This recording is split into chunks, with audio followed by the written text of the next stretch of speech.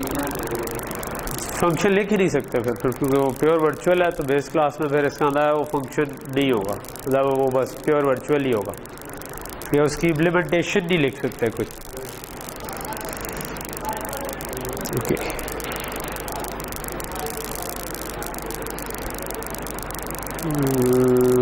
कौन सा हम कर रहे थे last time? Virtual friend functions कर रहे थे, ठीक है। वैसे आजकल इधर से कोई रोशनी आना शुरू हो गई है, पहले नहीं आती थी ना।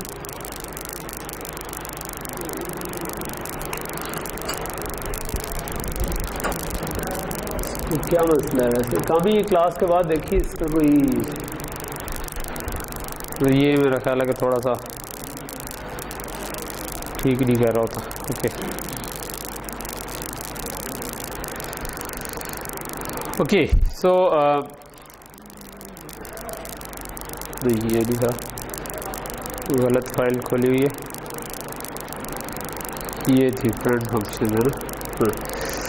सो लास्ट टाइम हमने फ्रेंड फंक्शंस किए और पॉलीमॉर्फिज्म किया बेसिकली, ठीक है। सो दो डिफरेंट टॉपिक थे, एक था पॉलीमॉर्फिज्म में हमने ये कहा कि आप बेस क्लास के पॉइंटर के थ्रू डिराइव क्लास के फंक्शंस कॉल कर सकते हैं, और आप बेसिकली एक बेस क्लास के पॉइंटर्स की एरे बना लें अगर, ठीक है। तो ये आपकी बेस क्लास के पॉइंटर, जिसकी हमने एग्जांपल की कि अगर मैं शेप्स पॉइंटर की एरे बना लूँ और ये इसके आगे जो ऑब्जेक्ट्स आप क्रिएट करें वो डिराइव क्लास की करें, यानी डिराइव क्लास की ऑब्जेक्ट का पॉइंटर इसके अंदर कॉपी कर दें, ठीक है। तो मे बी ये सर्कल है, ये रेक्टेंगल है और ये कुछ और है, ठीक है, मे बी ट्राइंगल है लेट से, ठीक है। और लेट से कि हर एक का अपने अपने ड्रॉ के फंक्शंस हैं,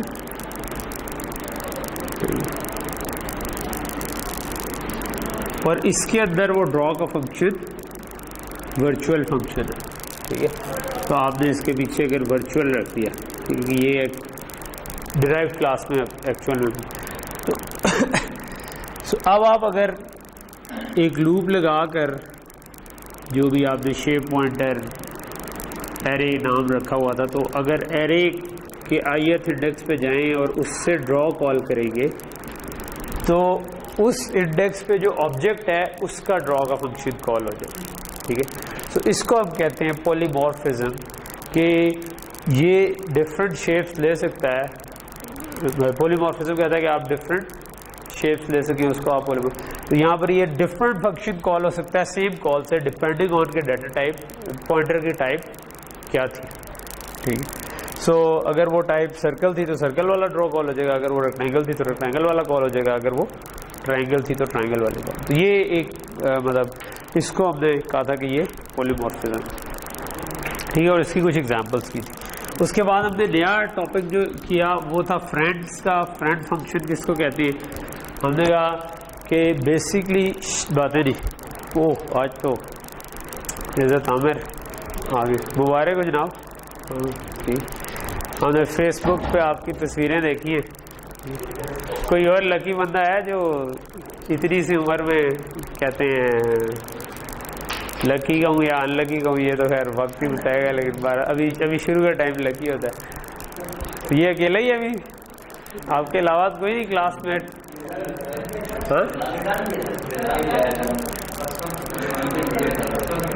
मेरी मंगनी और चीज़ होती है भाई, शादी शादी होती है, मंगनी मंगनी होती है। अच्छा नहीं हुई, क्या कह रहे हैं? कौन? आप कल इस वजह से एब्सेंट थे? झूठ बोल रहे हैं? तो फिर आप शर्मा क्यों रहे? नहीं, मजाक करो यार, कोई नहीं, खैर है। उससे हमारे खैर इसी एज में क्योंकि ज़्यादा लोगों की किसी न किसी की मंगनी शंगनी हो रही थी, तो हमारे साथ जो पढ़ते थे तो उनमें एक था, उसकी हर कुछ अर्से बाद एक अनऑफिशियल हो जाती थी मंगनी। तो हम उसे पूछते कि अनऑफिशियल वाली हुई है या ऑफिशियल वाली हुई है? तो अभी आपकी वो अनऑफिशियल है या हुई नहीं है? बहरहाल इज़्ज़त आमिर ने तो सारी बाउंड्रीज क्रॉस करके उसने तो शादी वाला स्टेप ले लिया। तो चले मुबारक हो आपको, अल्लाह बरकत रखे। ठीक है, वो उसके मुतालिक कहते हैं कि शादी वो लड्डू है जो खाए वो भी पछताए और जो ना खाए वो भी पछताए। सो आप लोग को कितनी हुई तो आप अभी ना खाना वाला पछता रहे हैं, और हम लोगों की होगी भी है तो खा के पछता रहे हैं। सो कमिंग बैक, जो फ्रेंड फंक्शंस अगला टॉपिक हमने पढ़ा था और उसमें हमने ये कहा था कि बेसिकली आपकी जो क्लास का प्राइवेट डाटा है वो हमने देखा हुआ है कि मेन से या किसी और फंक्शन से एक्सेसिबल नहीं होता। लेकिन अगर हम कोई फ्रेंड फंक्शन बना दें, ठीक है, तो हम इसका मतलब हम कह रहे हैं उसका यार है खैर है कोई बात नहीं, ठीक है, तो वो एक्सेस कर ले डाटा। सो इन प्रिंसिपल यानी इस पर एक डिबेट है कि क्या ये होने भी चाहिए या नहीं होने चाहिए, क्योंकि मतलब ऑब्जेक्ट ओरिएंटेड प्रोग्रामिंग का एक कोर चीज़ ये थी ना कि आप चीज़ों को प्राइवेट रख सकें, तो आप उसको ख़त्म करें। सो इसलिए जनरली रिकमेंडेड यही है कि आप फ्रेंड फंक्शंस को बहुत ज़्यादा इस्तेमाल ना करें। जहाँ पर आपको वो कोई फ़ायदा दे रहे हैं वहाँ पर इस्तेमाल कर लें, लेकिन अगर आपके कोड में बहुत सारे फ्रेंड फंक्शंस आ रहे हैं तो इसका मतलब है कि आपने लिखा तो C++ भी है, लेकिन असल में वो ऑब्जेक्ट ओरिएंटेड कोड नहीं लिखा, आपने बस अनवाई कोड लिख दिया। ठीक है, सो ये उसका सिंटेक्स हमने पढ़ा था कि अगर आपने कोई फंक्शन फ्रेंड बनाना हो तो आप उसके लिए फंक्शन तो उसी तरह लिखते हैं। तो हम करना कुछ इस तरह जा रहे हैं कि एक ये ग्लोबल फंक्शन था जो कि जिसको दो ऑब्जेक्ट्स पास हो रही थी, एक अल्फा क्लास की एक बीटा क्लास की, और हम अल्फा का भी प्राइवेट डाटा एक्सेस करना चाह रहे हैं और बीटा का भी प्राइवेट डाटा एक्सेस करना चाह रहे हैं। अगर हम ये करना चाह रहे होंगे तो हमें क्लासेस में जाकर उसके अंदर लिखना पड़ेगा कि भाई ये जो बाहर एक्सेस करने की कोशिश कर रहा है ये वाला फंक्शन हमारा फ्रेंड फंक्शन है, तो इसको आप इजाज़त दे दें, तो कंपाइलर इसको इजाज़त दे देगा। अगर हम नहीं करेंगे उसको फ्रेंड तो कंपाइलर कहेगा कि भाई प्राइवेट डाटा की एक्सेस की इजाज़त आपको नहीं है। सो उसके लिए फिर हमने क्या किया, हमने बीटा के अंदर भी लिख दिया। अच्छा, क्या क्या लिखना है बीटा के अंदर, हमने उसी फंक्शन की प्रोटोटाइप लिख दी। इसका ये मतलब नहीं है कि ये क्लास का पार्ट है, ठीक है, ये हमने सिर्फ बताया कि ये जो एक बायर फंक्शन पड़ा हुआ है ये इस क्लास का फ्रेंड है, ठीक है, तो इसका ये मतलब और यही काम हमने अल्फा क्लास में भी किया, ठीक है। अच्छा, लेकिन क्योंकि बीटा नीचे डिक्लेयर हो रही है, ठीक है, ये कल मैं शायद थोड़ा गलत कह गया था, आपको ये करने की ज़रूरत नहीं है कि इसको ज़रूर इसके अंदर करें इधर, क्योंकि आपने बीटा को यूज़ करना है तो it has to be declared somewhere, ठीक है। सो इसका एक तरीका ये हो सकता है कि आप ऊपर सिंपल एक प्रोटोटाइप दे दें क्लास बीटा, जिसका मतलब कंपाइलर को बताया कि बीटा नीचे कहीं पे आएगा, ठीक है, और बाद में क्लास बीटा डिफाइंड हुई है। अल्फा तक क्योंकि अभी डिफाइंड नहीं हुई थी बीटा, तो आपने यूज़ कर ली इधर। अब इधर ये अनडिक्लेयर्ड आइडेंटिफायर वाला मसला नहीं आएगा क्योंकि ये डिक्लेयर्ड है, ठीक है, और बाद में आपने बीटा डिक्लेयर भी कर दी। तो दोनों के अंदर आपने किया सही, ये वाला हिस्सा मैंने कमेंट कर दिया, ठीक है, ये मैं बाद में बताता हूँ क्या है। सो आपने सिंपली किया ये कि जिस जिस क्लास की ऑब्जेक्ट्स के प्राइवेट मेंबर्स को आपने एक्सेस करना है, उन क्लासेस के अंदर जाके आपने फंक्शन की प्रोटोटाइप लिखी और उसके पीछे फ्रेंड लिख दिया, ठीक है। इस केस में थोड़ा सा एक्स्ट्रा काम हमें बीटा को डिक्लेयर करने का इसलिए करना पड़ा क्योंकि अल्फा के अंदर आपने जब इसकी प्रोटोटाइप देनी है तो वहाँ बीटा का नाम आना है, तो सी में जब भी या C++ में कोई चीज़ यूज़ करें तो it has to be declared first, तो हमने ऊपर डिक्लेयर, ठीक। सो अब हो क्या रहा है, सिंपली मेन के अंदर हमने दो ऑब्जेक्ट्स बनाई अल्फा और बीटा की, और उसके बाद हमने फ्रेंड फंक्शन कॉल कर लिया। फ्रेंड फंक्शन जो है वो सिंपल उनको ऐड करके डिस्प्ले करवा रहा है। अल्फा को 3 से इनिशियलाइज करवाया हुआ था, बीटा को 7 से। सो इसको अगर हम रन करें तो हमें दोनों ऐड होके 10 हमारा आंसर प्रिंट हो रहा है, जो दोनों का, ठीक है। अच्छा, सो ये तो थे फ्रेंड फंक्शंस जो कि हम जनरली जब बहुत ज़रूरत पड़े तो यूज़ कर सकते हैं।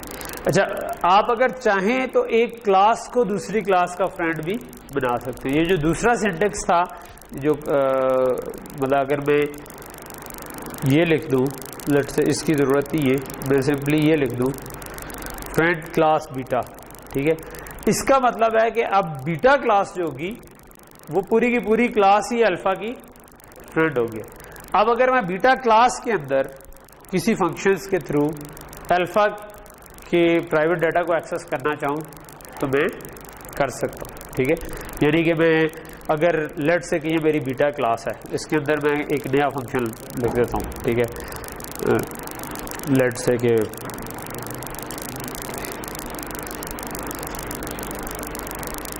लेट्स से डिस्प्ले अल्फ़ा कुछ इस तरह नाम मैं करता हूँ कि अल्फ़ा को डिस्प्ले करो, ठीक है, और इसको मैं अल्फ़ा लेट्स से कि मैं इसी के अंदर ही लिख देता हूँ, छोटा सा फंक्शन कर रहा हूँ, ठीक है। सो लेट्स से मैं कहता हूँ कि सी आउट ए डॉट डाटा, ठीक है, ठीक। सो अगर मैंने ये क्लास इधर फ्रेंड ना बनाई होती, ठीक है, यानी कि मैंने ये काम ना किया होता, तो फिर मुझे कंपाइलर ने ये काम नहीं करने देना था, ठीक है। लेट्स से कि मैं इसको रन करता अगर, तो वो मुझे एरर दे रहा है, ठीक है। लेकिन अगर मैं कहता हूँ कि नहीं, मैंने नीचे फ्रेंड क्लास बना दिया है, ठीक है, तो अब ये आपकी बीटा फ्रेंड क्लास है। अब अगर मैं रन करूँगा, अभी मैंने कोई उसको यूज़ नहीं किया, लेकिन कंपाइलर ने मुझे एरर नहीं दिया। अगर मैं इस फंक्शन को यूज़ करना चाहूँ, मैं मेन में जाकर डिस्प्ले अल्फ़ा कॉल करता हूँ लेट्स से, ठीक है। सो लेट्स से मैं इधर कहता हूँ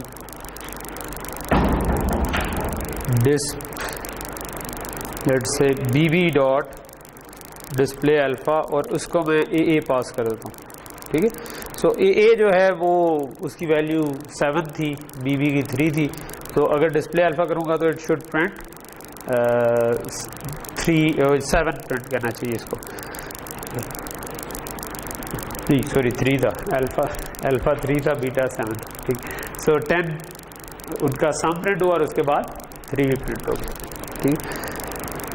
सो इसका ये मतलब नहीं है, मेरा ख्याल है कि आई डोंट थिंक कि इसका ऑपोजिट ट्रू होगा कि आपने अगर एक को फ्रेंड किया है तो दूसरा फ्रेंड शायद नहीं होगा, ठीक है। यानी कि लेट्स से कि मैं यही फंक्शन डिस्प्ले बीटा का लिख दूँ इन अल्फ़ा, ठीक है। लेट्स से मैं कहता हूँ डिस्प्ले बीटा, और इसको मैं बीटा पास कर देता हूँ, और लेट्स से सो यहाँ पर अब आप देख रहे हैं कि आपको एरर आ रहा है, ठीक है। वो कह रहा है कि ये जो बीटा का डाटा है ना, ये आपको एक्सेसिबल नहीं है, ठीक है। तो बिकॉज अगर ये टू वे एक तरफ से करने से हो जाए, फिर तो आपने एक प्राइवेट बनाया हुआ था, दूसरा उस आपको फ्रेंड बनाए और उसके बाद शुरू हो जाए, नहीं। अगर मैं एक क्लास हूँ, मैं एक्सेस दूंगा दूसरे को, दूसरा मेरी एक्सेस नहीं ले सकता, ठीक है। वो मुझे एक्सेस दे सकता है कि मैं उसके प्राइवेट मेंबर्स को, विच मेक सेंस, ठीक है, कि आप ये नहीं कर सकते कि आपका जो है ना कोई और बंदा मुंह उठाए और कहे कि ये मेरा दोस्त है और मैं इसके तमाम प्राइवेट लाइफ में एक्सेस कर सकता हूँ, नहीं। आप एक्सेस देते हैं अपने दोस्त को कि यार ठीक है, तो ये वाला काम इस तरीके से, ठीक है। तो अल्फ़ा ने अगर एक्सेस दी है उसको फ्रेंड को, तो आप बीटा यूज़ कर सकता है उसको, ठीक है, विच भी इसके वो मिस यूज़ भी कर सकता है। यानी कि सारी डिस्कशन इसके ऊपर है कि क्या आपको बनाने चाहिए फ्रेंड या नहीं, तो बेसिकली आपको बहुत ज़्यादा फ्रेंड फंक्शन आपकी नहीं होनी चाहिए, लेकिन बाज़ केसेस में कन्वीनियंट है। अगली एग्जांपल जो है ना, उसमें हम देखते हैं कि फ्रेंड फंक्शन जो है वो मेरी इसको मैं कमेंट कर देता हूँ अल्फ़ा बीटा वाले को, ठीक है, और अगले वाले हिस्से को मैं अनकमेंट कर देता हूँ, ठीक है। ओके, सो कोड में बाद में आता हूँ, पहले मैं डिस्कस कर लूँ कि अगली एग्जांपल है हमारी जो मशहूर मारूफ डिस्टेंस की क्लास है, ठीक है। सो डिस्टेंस की क्लास यानी कि जिसमें हम फीट और इंचेस सेव कर रहे हो, ठीक है। तो फीट और इंचेस के अंदर लेट्स से कि हमने एक कंस्ट्रक्टर बनाया हुआ है जो कि फ्लोट इनपुट लेता है, ठीक है। जिस तरह ये हमारा कंस्ट्रक्टर है कि हमने अज्यूम किया हुआ है कि किसी ने अगर फ्लोट में इनपुट की ना, तो आप उसको ऑटोमेटिकली कन्वर्ट कर दो फीट और इंचेस में, ठीक है। अच्छा, अगर आपने ये काम किया हुआ है कि इस तरह कंस्ट्रक्टर बनाया हुआ है, तो और लेट्स से कि इसके अंदर आपने प्लस का ऑपरेटर भी ओवरलोड किया हुआ, ठीक है, अभी नहीं किया हुआ, लेट्स से कि प्लस का ऑपरेटर भी ओवरलोड किया हुआ, ठीक है।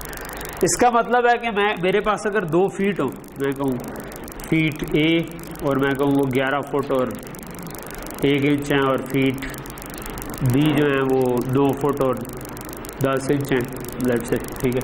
सो अब मैं ये कर सकता हूँ कि feet C is equal to A plus B, ठीक है, अगर ऑपरेटर ओवरलोड कर लूँ, ठीक है।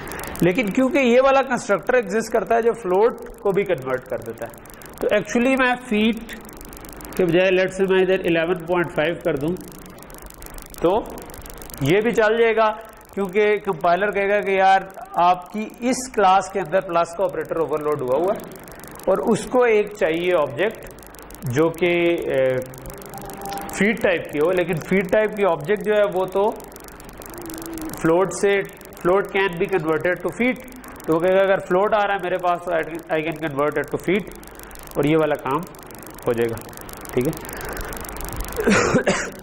लेकिन अगर इसके बजाय मैं ये लिख दूं तो ये नहीं चलेगा, क्योंकि जब हम प्लस का ऑपरेटर ओवरलोड करते हैं इसका क्या मतलब है कि इस ऑब्जेक्ट का ये मेंबर फंक्शन है ऑपरेटर, ठीक है। सो फ्लोट का मेंबर फंक्शन तो नहीं है प्लस जिसमें कोई फीड टाइप की चीज आ सकती हो, ठीक है। तो ये लाइन होगी तो चल जाएगी, लेकिन ये वाली लाइन होगी तो नहीं चलेगी, ठीक है। बात समझ आ रही है ना। सो अगर हम चाहते हो कि नहीं यार ये दोनों ही मैं अलाउ करना चाहता हूँ, कि मैं चाहता हूँ कि यार हाँ फ्लोट और फीड अगर आपस में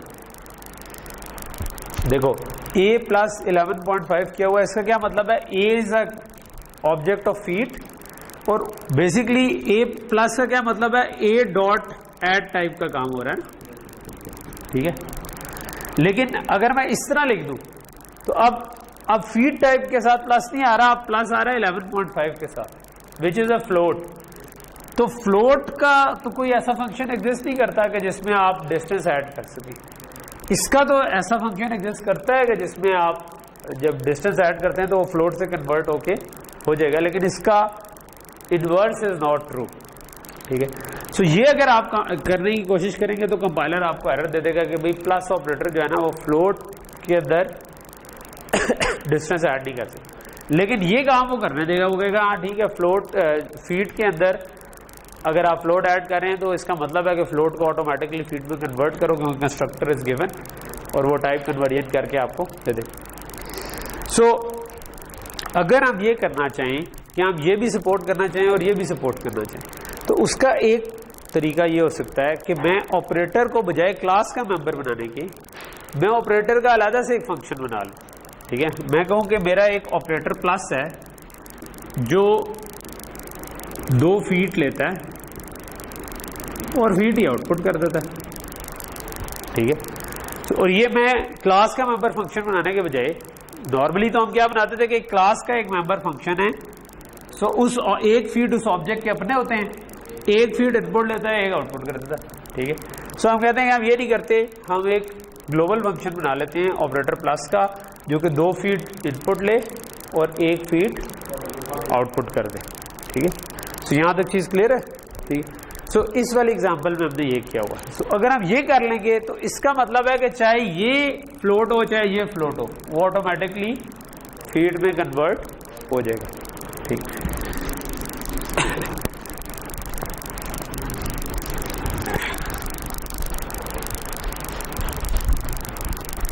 सो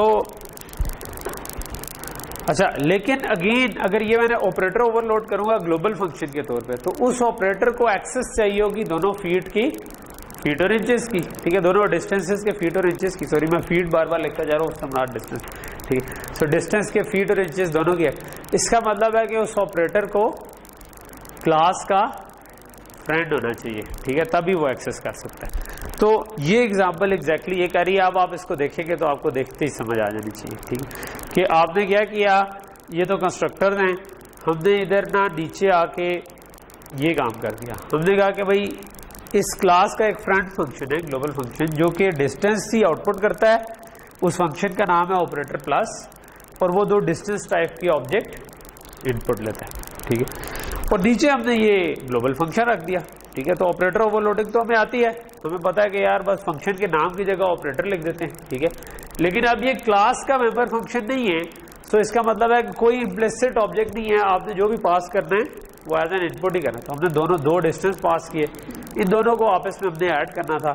और हमें पता है जब हम फीट और इंचेस को ऐड करना होता है तो हम फीट को फीट में ऐड करते हैं, इंचेस को इंचेस में ऐड करते हैं। इंचेस अगर 12 से बड़े हो जाएं तो हम फीट में 1 ऐड कर देते हैं और इंचेस में से 12 को सब्ट्रैक्ट कर देते हैं। तो ये वही काम हुआ है कि पहले के फीट में ऐड हों, इंचेस में ऐड हों, और अगर इंचेस 12 से बड़े हो गए हैं तो फीट को प्लस कर दो और इंचेस में से 12 माइनस कर दो, और उसके बाद इसकी डिस्टेंस की ऑब्जेक्ट बना के बाहर निकाल दो। ठीक सो यहाँ तक चीज़ क्लियर होगी।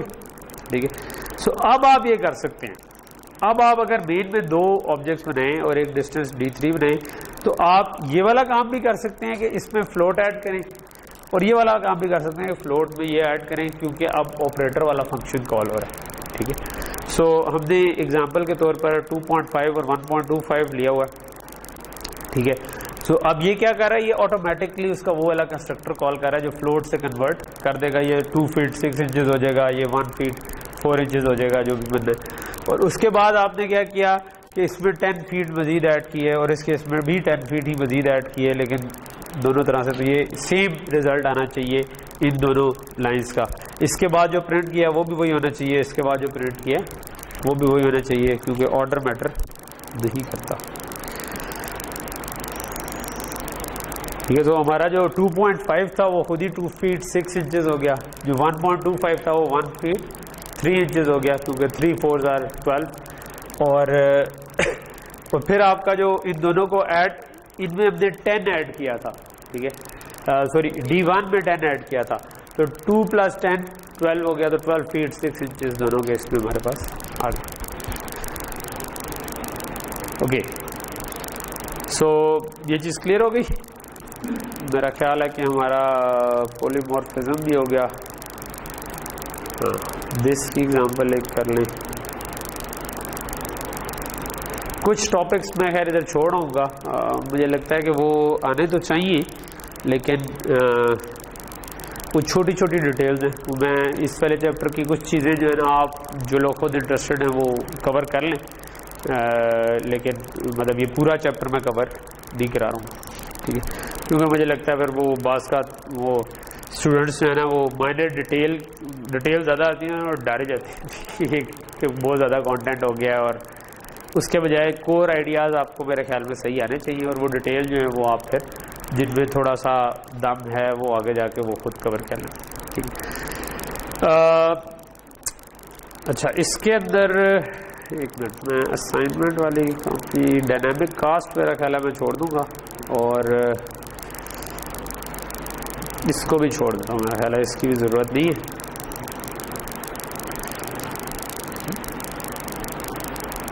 हाँ, दिस को लेकिन बता रहा, दिस वाली चीज़ इम्पोर्टेंट है।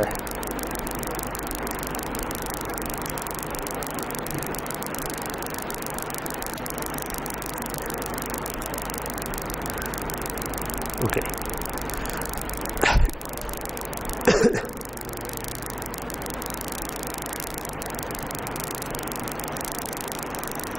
चलो दिस से लिए मेरा ख्याल है कि मुझे कॉपी और असाइनमेंट कराना ही पड़ेगा।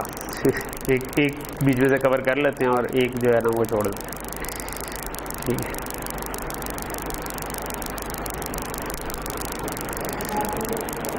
ओके, तो ये एक छोटी सी एग्जांपल ही है, लेकिन इसमें हम क्या करना चाह रहे हैं कि हमने कॉपी कंस्ट्रक्टर पढ़ा हुआ है। क्या होता है कॉपी कंस्ट्रक्टर? अगर एक ऑब्जेक्ट, अगर मैं जिस तरह फीट की ऑब्जेक्ट थी तो मैं कहूँ feet A is equal to B कर दूँ, वेयर B इज ऑल्सो ऊपर कहीं पर डिफाइन हुआ है, तो ये हमारा कॉपी कंस्ट्रक्टर कहलाता है। ठीक है, जो कि इसको उठाकर इसके अंदर कॉपी कर दें। ठीक है, हमने ऑपरेटर ओवरलोडिंग भी पढ़ी हुई है। ठीक है, सो हम असाइनमेंट ऑपरेटर को भी तो ओवरलोड कर सकते हैं। ठीक है, सो ये वाला जब आप ये करते हो तो इससे अगर मैं लेट से एक असाइनमेंट ऑपरेटर बना दूं, मैं कहूँ ऑपरेटर इज इक्वल टू वाला काम कर लूँ। ठीक है, जिसको आप एक फीट सॉरी डिस्टेंस की क्लास पास करते हैं और वो इसको कॉपी कर देता है दूसरे वाले को। ठीक, तो क्या जब मैं ये काम करूँगा तो वो असाइनमेंट ऑपरेटर कॉल होगा या कॉपी कंस्ट्रक्टर कॉल होगा? ठीक है, उस केस में असाइनमेंट ऑपरेटर कॉल नहीं होता बल्कि कॉपी कंस्ट्रक्टर। तो ये वाली एग्जांपल जो है ना, ये असल में ये चीज़ आपको दिखा रही है कि कॉपी, इसमें हमने कॉपी कंस्ट्रक्टर भी बनाया हुआ है, ठीक है। सो हमारे पास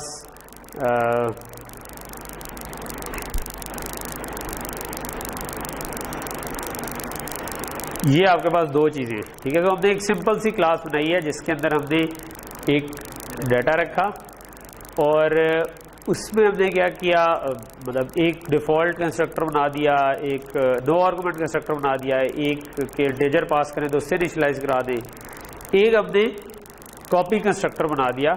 कॉपी कंस्ट्रक्टर में हमने क्या किया, अच्छा कॉपी कंस्ट्रक्टर में हमने थोड़ा सा डिफरेंट सिंटेक्स यूज़ किया, हमने इसको बाय रेफरेंस बना दिया, ठीक है, ताकि इसकी कॉपी क्रिएट ना हो, ठीक है।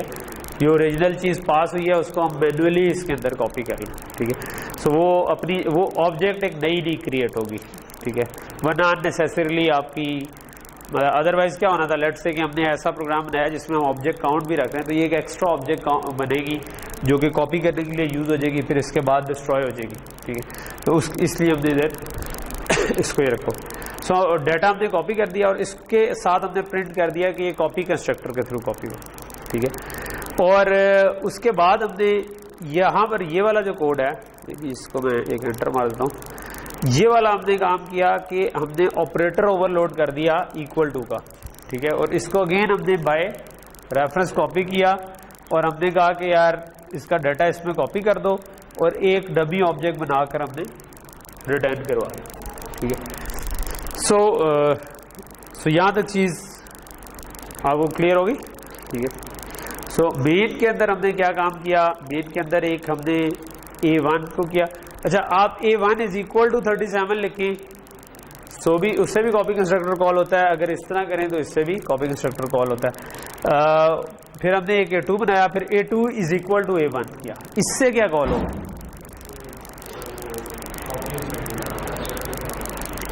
इससे आपका कॉपी कंस्ट्रक्टर कॉल नहीं होगा।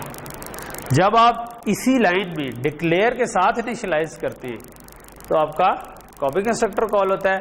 अगर आप डिक्लेयर अलग करें, वैल्यू अलग कॉपी करें, अब आपका असाइनमेंट ऑपरेटर यूज होगा, ठीक है। जो हमने भी असाइनमेंट ऑपरेटर ऊपर बनाया ना, वो ये काम करेगा। अगर वो ना होता तो ये काम ही ना कर सकते, यानी कॉपी कंस्ट्रक्टर आपका वो तो वैसे ही एग्जिस्ट करता है ना, आप ना भी बनाए तो कॉपी कंस्ट्रक्टर एग्जिस्ट करता होता है, ठीक है। तो अगर आप कॉपी कंस्ट्रक्टर आपने लिखा हुआ है या नहीं भी लिखा हो, दोनों केस में आप ये वाला काम नहीं कर सकते कंस्ट्रक्टर से, क्योंकि कंस्ट्रक्टर डिक्लेरेशन के वक्त होता है कि आपने डिक्लेयर किया उस वक्त इनिशियलाइज होगा, ठीक है। तो ये आपका असाइनमेंट ऑपरेटर यूज है। अगर ऊपर करते तो कॉपी कंस्ट्रक्टर कॉल होता, अगर अलग लाइन में करेंगे, अलग लाइन मीन्स के एक सेमीकोलन के बाद आप करेंगे, नेक्स्ट स्टेटमेंट में करेंगे, लाइन बेशक सेम ही हो, यानी ये लाइन से तो फर्क नहीं पड़ता, कंपाइलर लाइनों को नहीं देख रहा होता, सेमीकोलंस को देख रहा होता। तो अब और इसी को वेरीफाई करने के लिए छोटा सा कोड लिखा हुआ, ठीक है। तो अगर ये कोड चलेगा तो अगर तो ये कॉपी A3 A2 जो है ना, वो अगर कॉपी हो रहा हुआ यूजिंग सॉरी, अगर ये ऑपरेटर से हुआ तो ये कहेगा कि ऑपरेटर के थ्रू हुआ है। अगर पहला वाला जो है इसमें ये कॉपी कंस्ट्रक्टर के थ्रू कॉल होना चाहिए, ये बल्कि वन आर्गुमेंट कंस्ट्रक्टर के थ्रू कॉल होगा। ये वन आर्गुमेंट कंस्ट्रक्टर है, ये आपका असाइनमेंट ऑपरेटर है और ये आपका कॉपी कंस्ट्रक्टर के थ्रू का।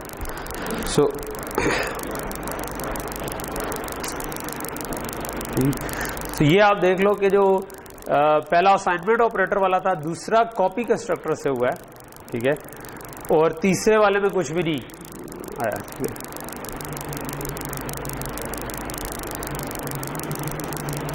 तो ये जो था ना, क्योंकि एक मिनट, ये जो ऑपरेटर था इसके अंदर हमने असाइनमेंट ऑपरेटर किया था ना, तो ये जो फर्स्ट है ये आपका जो A2 डिस्प्ले से पहले आ रहा है, तो ये असाइनमेंट ऑपरेटर से हुआ है, ये आपका कॉपी कंस्ट्रक्टर से होना चाहिए। तो ये हम वेरीफाई कर लेते हैं कि सबसे पहले असाइनमेंट ऑपरेटर से हुआ है और उससे अगले वाला कॉपी कंस्ट्रक्टर से हुआ, ठीक है। और जो पहला था उससे ऊपर इसके लिए हमने कोई प्रिंट नहीं लगाया हुआ था कि अगर वन आर्गुमेंट कंस्ट्रक्टर से हो रहा, ठीक। तो ये चीज़ समझ आ गई, ठीक है। ये एक छोटा सा चीज़ थी, ठीक है।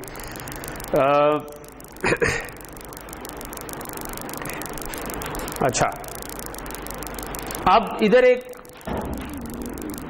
ये जो हम रिटर्न करते हैं, ये रिटर्न क्यों करते हैं? या किसी को याद है हमने जब ऑपरेटर्स पढ़े थे तो हमने ये कहा था कि हम मतलब बेसिकली तो आपने इसको साइन करवाना था इसी ऑब्जेक्ट में, लेकिन फिर हमने ये अलग से एक ऑब्जेक्ट रिटर्न क्यों की?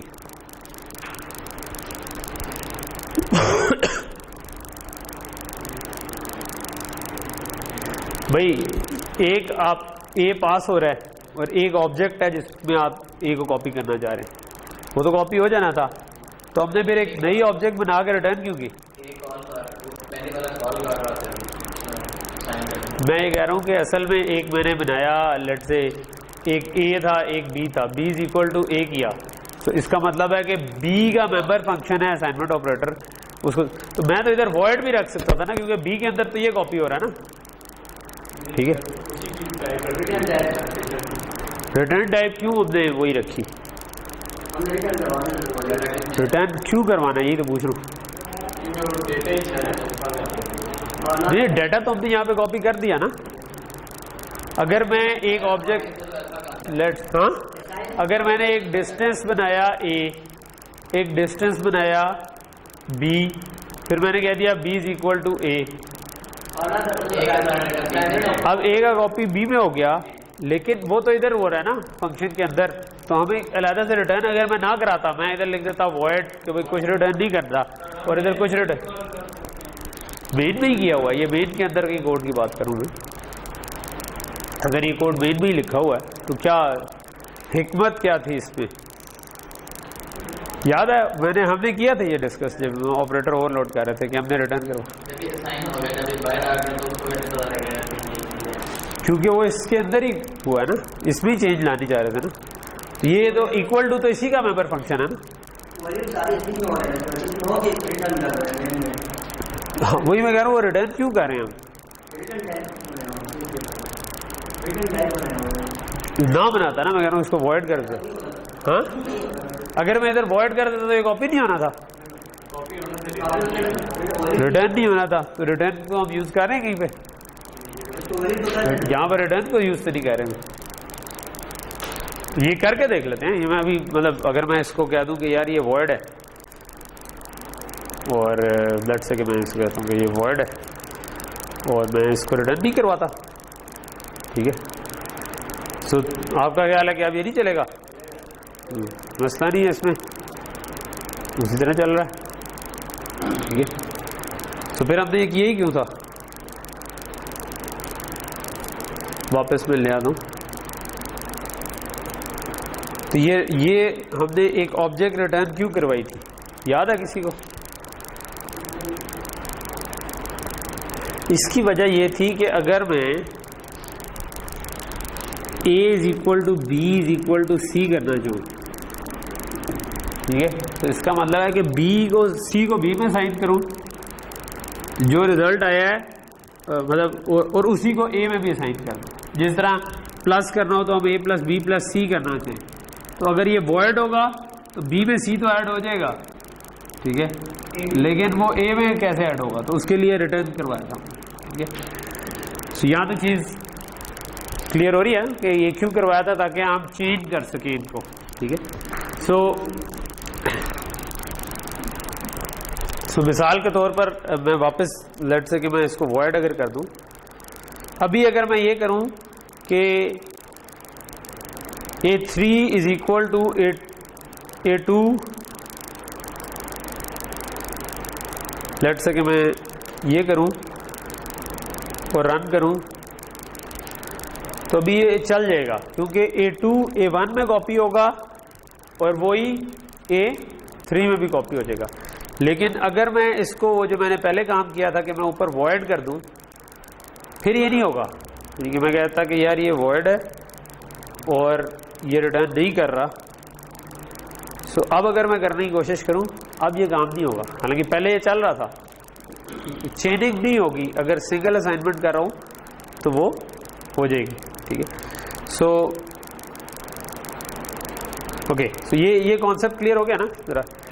अच्छा, हमने बाय रेफरेंस पास तो किया था आर्गुमेंट को, ठीक है, हमने बाय रेफरेंस तो पास किया था इनपुट आर्गुमेंट को, इसलिए कि नई ऑब्जेक्ट ना बने, ठीक है। यहाँ पर ये जब हमने इक्वल टू को किया है यहां पर हमने बाय रेफरेंस पास किया था ताकि कॉपी करने के लिए अलग से ये ऑब्जेक्ट ना बने, बल्कि वही वाली ऑब्जेक्ट पास हो जाए और आप उससे उठाकर इस पे कॉपी कर दें। रिटर्न करने के लिए लेकिन हमने एक अलग से ऑब्जेक्ट बनाई है। क्या ये पॉसिबल नहीं है कि मैं रिटर्न भी बाय रेफरेंस कर दूं?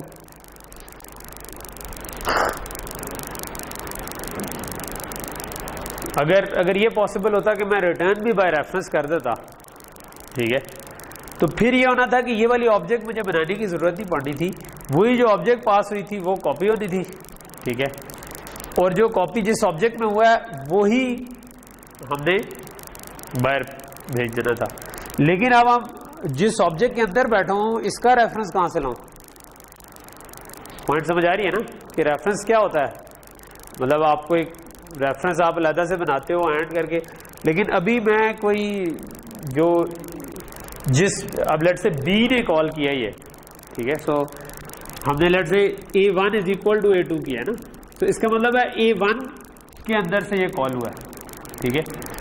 सो अब मैं यहां से A1 का रेफरेंस कहां से लेके आऊं? असल में ये क्वेश्चन में करना चाह रहा हूं। A1 का रेफरेंस तो हमें नहीं पता, कोई A1 का कोई रेफरेंस एग्जिस्ट नहीं करता। मैं इसको अगर इसके आगे एंड लगा दूं तो बाय रेफरेंस रिटर्न हो जाएगी चीज, लेकिन वो तो एक नई ऑब्जेक्ट बनेगी, ऑब्जेक्ट फिर भी नहीं बनेगी और उसका रेफरेंस बाहर जाएगा, उसका तो कोई फायदा नहीं, ऑब्जेक्ट तो बन गई, ठीक है, और उसका बाय रेफरेंस का उल्टा नुकसान है क्योंकि जैसे ही इस फंक्शन से निकलूंगा वो ऑब्जेक्ट ही डिलीट हो जाती है, ठीक है, तो वो तो उतनी देर तक रहती है जितनी देर तक बस उसको किसी और चीज में कॉपी कर लें, ठीक है, उसके बाद वो ऑब्जेक्ट खत्म हो जाती है, तो इसका तो कोई फायदा नहीं है।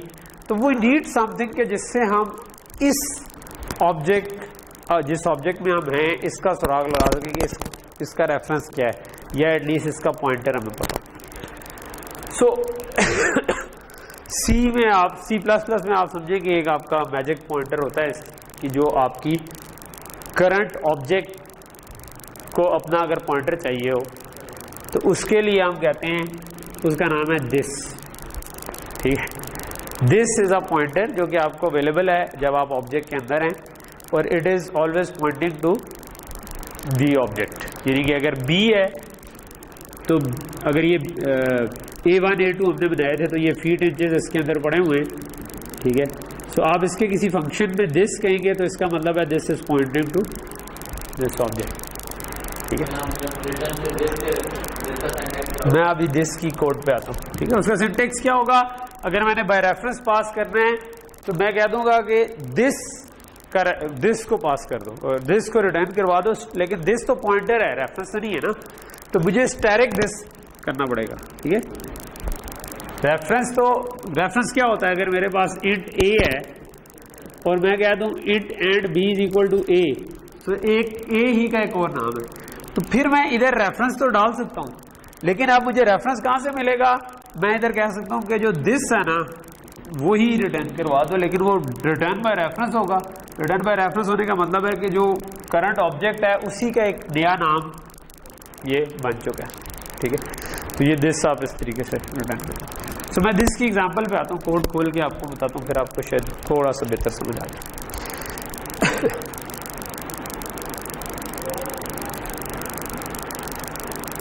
तो ये हमारी दिस एग्जांपल है।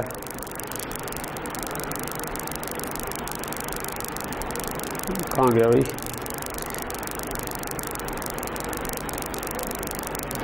ओके, सो ये दिस एग्जांपल जो है ना ये तकरीबन वही वाला ही कोड है, लेकिन सिर्फ इसमें जो ऑपरेटर आपका है ना उसमें हमने ये चेंज कर दिया, ठीक है। सो अब हमने क्या किया है, इधर अल्फा के बजाय क्या दिया है, अल्फा का रेफरेंस, ठीक है, यानी कि इस टाइप की ऑब्जेक्ट का रेफरेंस, और फिर हमने ऑब्जेक्ट रिटर्न करवा दी। ऑब्जेक्ट रिटर्न करवाएंगे तो वो ऑटोमेटिकली रिटर्न बाय रेफरेंस होगी, तो वो खुद रिटर्न नहीं होगी बल्कि उसका पॉइंटर ही, मतलब इंटरनली कंपाइलर पॉइंटर ही भेज रहा होगा। तो वो दिस जिस जगह को पॉइंट करे, स्टैटिक का मतलब है दिस जिधर पॉइंट कर रहा है उसका रेफरेंस भेज दो, ठीक है, तो उसका रेफरेंस जो है वो रिटर्न हो जाएगा। तो ये करें तो अब आपकी वो एक्स्ट्रा ऑब्जेक्ट क्रिएट नहीं करनी पड़ेगी जो कि हमने इधर करके रिटर्न की, ठीक है। तो रिटर्न स्टैटिक दिस करके आप वो ऑब्जेक्ट अननेसेसरी बनाना जो है उसको अवॉइड कर लेंगे, ठीक है। सो बेसिकली अब आप ये वाला चेनिंग वाला काम भी कर सकते हैं, लेकिन इसके लिए नई ऑब्जेक्ट भी क्रिएट नहीं हुई, ठीक है। सो अगर हम रन करें तो A2 और 3 दोनों में बेसिकली 37 होना चाहिए, ठीक है। दोनों के अंदर 37 कॉपी हो गए, ठीक है, और दोनों असाइनमेंट ऑपरेटर के थ्रू ही हुए। सो ये वाली चीज़ समझ आ गई, ठीक, ओके ओके। आई थिंक हाँ,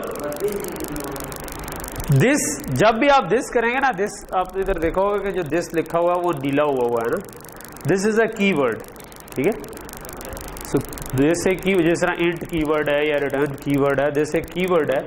और दिस जिस ऑब्जेक्ट से भी आप दिस करेंगे ना, उसका मतलब है उस ऑब्जेक्ट का पॉइंटर, उसी ऑब्जेक्ट का, अपने आप का। दिस का मतलब है ये ऑब्जेक्ट कौन सी है, ठीक है। सो हाँ, दिस फंक्शन मतलब इंटरनली हो सकता है कि वो ऑपरेटिंग सिस्टम या वो आपको कंपाइलर निकाल के देता हो आपका पॉइंटर, लेकिन आप हमेशा दिस को एज अ पॉइंटर यूज कर सकते हैं। Consider it as a pointer of type जो भी ऑब्जेक्ट है, यानी कि अगर इस वक्त हमारी ऑब्जेक्ट का नाम अल्फा था तो आप इसको समझो कि ये अल्फा पॉइंटर है दिस, ठीक है। आपको कहीं पे डिक्लेयर नहीं करना पड़ा, ठीक है, ये ऑटोमेटिक बिल्ट इन है। आपने किसी भी ऑब्जेक्ट, अगर फील्ड की होती तो आप वो डिस्टेंस की होती तो आप इसको समझ लेते कि ये डिस्टेंस पॉइंटर था। जो भी ऑब्जेक्ट है जिसके अंदर आप बैठे हुए कोड लिख रहे हो, उस ऑब्जेक्ट का पॉइंटर जो है उसको आप दिस कह सकते हैं। सो अब मैं अल्फा टाइप की 50 ऑब्जेक्ट्स बना लूँ तो जिस ऑब्जेक्ट से भी कॉल करेंगे ना, उसके पॉइंटर को ये रेफर कर रहा है। ये कोई एक पॉइंटर नहीं है, ये अगर 50 ऑब्जेक्ट हैं तो हर ऑब्जेक्ट के लिए अपना अपना पॉइंटर होगा, तो वो, लेकिन आपको उसकी फिक्र करने की जरूरत नहीं है। आप जब भी दिस कहेंगे तो जिस ऑब्जेक्ट को एक्सेस करना है आप उसको एक्सेस कर लेंगे, ठीक है।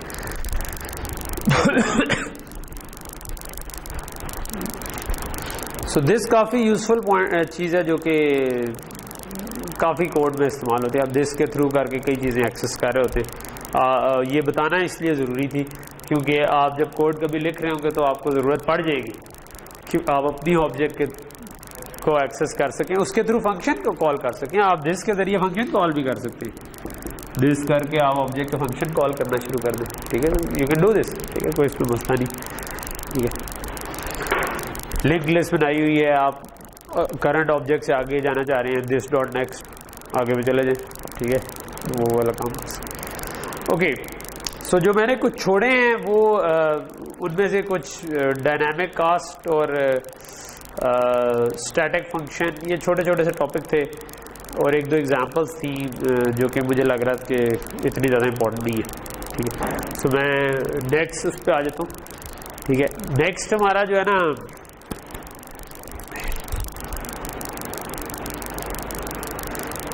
बुक में इससे अगला चैप्टर है फाइल्स वाला, जो कि हम ऑलरेडी कर चुके हैं।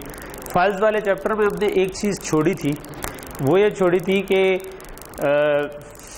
उसके शुरू में ना, अगर आप चैप्टर पढ़ें तो उसने एक हायरार्की बनाई हुई है कि कौन सी क्लास किससे ड्राइव्ड है, ठीक है।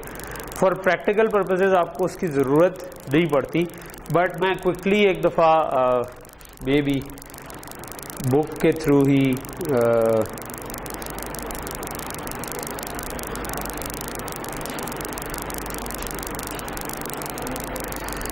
आपको फिगर दिखाना चाह रहा हूँ जो कि मतलब बेसिकली अगर आपको नहीं भी समझ आती तो it doesn't matter as such अभी तक जो आपने इस कोर्स में कोड लिखने, लेकिन अब आपको वो सेंस बनानी चाहिए क्योंकि अब हम इनहेरिटेंस पढ़ चुके हैं, ठीक है। तो जब हमने फाइल आईओ पढ़ी थी उस वक्त हमने इनहेरिटेंस नहीं पढ़ा था, तो मैं इस वजह से इसको स्किप कर गया था, ठीक है। एक और चैप्टर है मल्टी फाइल प्रोग्राम्स का, ये इम्पोर्टेंट है, ये मैंने वैसे स्किप किया है इस वक्त, मे बी इसकी ये छोटी सी डिटेल है, मे बी मैं आखिरी क्लास से पहले इसको कवर शायद कर लूँगा। कहाँ चला गया यार? हाँ, अभी तो बड़े यार पढ़ी हैं, अभी आपकी एक्स्ट्रा क्लास एक और रहती हैं, दो और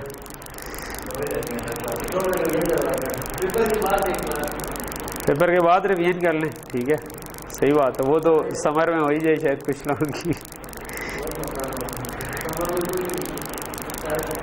समर में सारे पास हो जाएंगे इंशाल्लाह। अभी पास हो गए यार, समर का क्या है, तुम लोगों को मैंने इतनी ज़बरदस्त ऑफरिंग की हुई है कि कैसे तुम लोग पास हो गए।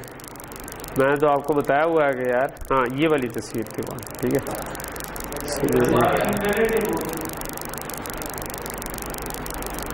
मार्किंग की ज़्यादा टेंशन ना लो, जस्ट फोकस ऑन। अच्छा सो हाँ हाँ, मैं ये जो क्लासेस है ना, ये क्लास की हायरार्की आपकी लिखी हुई है, ठीक है, कि हम IF stream, F stream, I stream ये यूज़ करते आ रहे हैं ना पीछे, कि हम उसकी ऑब्जेक्ट बनाते हैं और उसे करते हैं। तो और आपने ये भी देखा होगा कि आपके ये वाला ऑपरेटर जो हम यूज़ कर रहे थे कि सिंपली फाइल में लिखवाना हो, रीड करना हो, ठीक है, तो वो क्यों पॉसिबल था? क्योंकि एक्चुअली जो iOS से ही ये ड्राइव्ड हैं, आपकी I स्ट्रीम, O स्ट्रीम और उससे ड्राइव्ड है IF स्ट्रीम और F स्ट्रीम, ठीक है। और जो आप जब फाइल स्ट्रीम की बात करें तो वो बेसिकली दोनों काम कर लेती है ना, यानी कि आउटपुट स्ट्रीम और इनपुट स्ट्रीम दोनों के अंदर ये वाला ऑपरेटर डिफाइंड हुआ है, ठीक है। तो आप उसकी ड्राइव क्लास जो है उसके अंदर भी वो वाला ऑपरेटर यूज़ कर सकते हैं, ठीक है। तो ये वाला जो सेक्शन है ना, ये जाके आप लोग एक दफ़ा अब नज़र मारेंगे ना, तो अब आपको ये समझ आ जाना चाहिए कि क्या हो रहा है। और ये वाला चैप्टर जो है, इसमें कुछ एरर हैंडलिंग के हिसाब से भी कुछ मटेरियल है जो कि हमने डिटेल में उतना कवर नहीं किया, जो कि मैं चाहूँगा कि आप लोग खुद करें, क्योंकि क्लास में आप सारे टॉपिक्स पूरी तरह बाज़ कवर नहीं कर पा रहे होते, ठीक है। तो ये वाली चीज़ आप खुद इसको थोड़ा सा कवर करें, ठीक है। अच्छा, अब नेक्स्ट जो टॉपिक है ना, वो है टेम्पलेट्स का। सो ये थोड़ा सा इंटरेस्टिंग टॉपिक है। मैं इसके आखिरी वाले को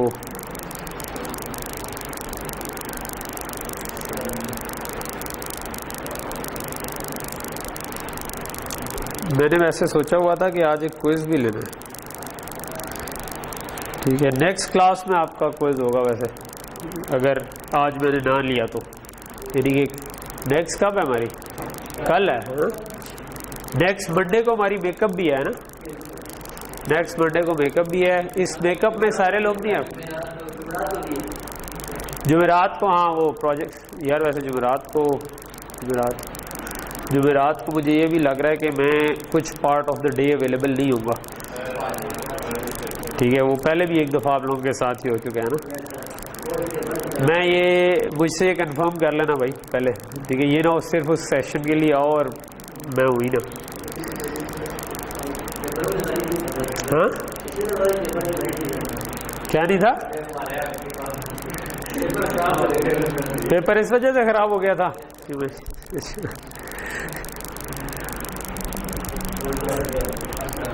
अच्छा, अपनी नंबर मैटर नहीं करता, कोई भी हो, ये इंडिपेंडेंट सा एक टॉपिक है, ठीक है। टेम्पलेट्स एंड एक्सेप्शंस का हमने एक्सेप्शंस कवर नहीं किया था, जो कि कभी भी सीरियस डेवलपमेंट कर रहे हो तो आप एक्सेप्शंस और एक्सेप्शन हैंडलिंग कर रहे होते, लेकिन आज हम एक्सेप्शंस नहीं करेंगे, आज हम टेम्पलेट्स को थोड़ा सा देख रहे हैं, ठीक है। टेम्पलेट्स क्या चीज़ होती हैं? नहीं आएगा, क्यों नहीं आएगा? नहीं, ये तो मैंने नहीं कहा, मैंने कहा था गुई नहीं आएगी, गुई अगर मैंने कवर की तो वो नहीं, ठीक है। टेम्पलेट्स तो आएगी, ठीक।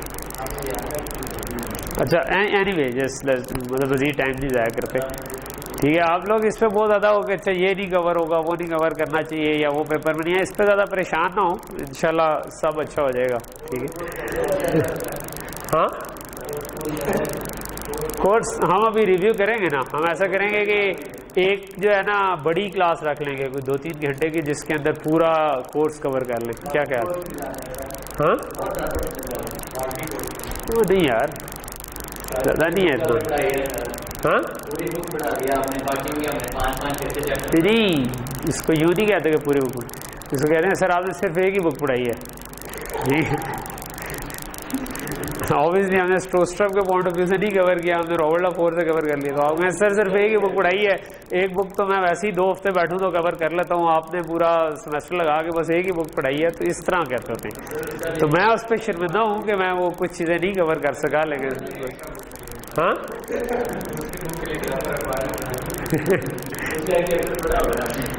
एक नहीं, एक से ज़्यादा किए हुए हैं, लेकिन बहरहाल मतलब जो थोड़ा सा आपने जिनमें थोड़ा सा दम है वो आगे जाके मैं ये कहूँगा कि ज़रूर अब आप उस काबिल हो गए हैं कि अब आप मतलब स्टोस्ट्रम वाली बुक को भी साथ रगड़ जाए, ठीक है। एक वैसे ऐसा साइड थोड़ा सा पहली टाइम हमने ज़ाया कर दिया, लेकिन थोड़ा सा मैं और कर दूँ।